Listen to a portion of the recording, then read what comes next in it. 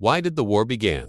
The American Civil War of 1861 to 1865 was a conflict between the Northern and Southern citizens brought about by sharp differences on political and economic issues between the two sections. In the North, it was known to the generation that fought it as the War of the Rebellion, this indicating the official view that it was a revolt against the government of the United States. This term has been falling into disuse as the study of Southern grievances and Northern inflexibility has made the Southern position better understood. Southern historians began calling it the war between the states, thus emphasizing the Southern contention that the Constitution of the United States was a contract between the states, from which a sovereign state could withdraw. But although regiments were recruited by states and carried state insignia, the war was conducted by two federal regimes, the United States of America and the Confederate States of America, the latter dominating the military and economic life of the South.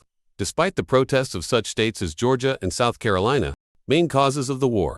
The actual causes of the war extended far back in the history of the Republic and resulted from an accentuation of the sectional grievances not resolved in nearly half a century of negotiation. The two major issues that brought on the war were the fight over state rights or states' rights, which involved the right of secession from the union of the states under the Constitution, and the extension of slavery to new states and territories. The election of Abraham Lincoln, the immediate provocation for secession of the states which led to the war, was the election of Abraham Lincoln as President of the United States in the fall of 1860, on a platform which denied the extension of slavery to new states and territories. By this time, the controversy over slavery had become so intense, tempers were so inflamed, and extremists were so uncompromising that the basis for peaceful adjustment of differences was lost. South Carolina precipitated a break when, in a conversation at Charleston, December 20, 1860, it adopted an ordinance secession, repealing its 1788 ratification of the Constitution of the United States, and its governor proclaimed the act in effect on December 24, 1860.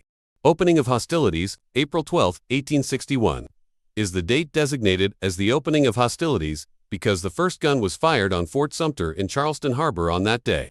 And April 26, 1865, is called the end of the war, because the last major opposition, that of Lieutenant General Joseph E. Johnson, ended on that day.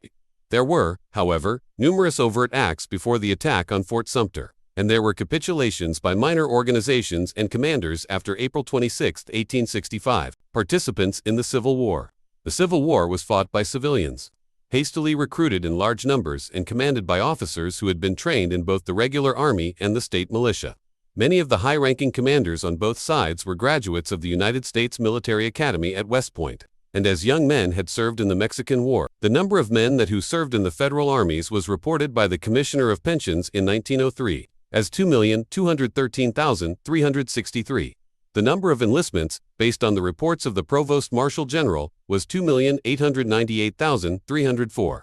This was believed to include militia and short-term men, not all of whom were mustered into the United States Army, as well as re-enlistments of the first figure. 84,415 served in the Navy. The number and the ranks of the Confederate armies cannot be stated exactly. Because of lack of detailed records, informal estimates run from 600,000 to 900,000. Whereas the exhaustive study of all sources by Thomas L. Livermore in Numbers and Losses in the Civil War in America, 1900, reissued 1957, placed the total well over 1 million. The total number of deaths on the Union side is given officially as 364,501.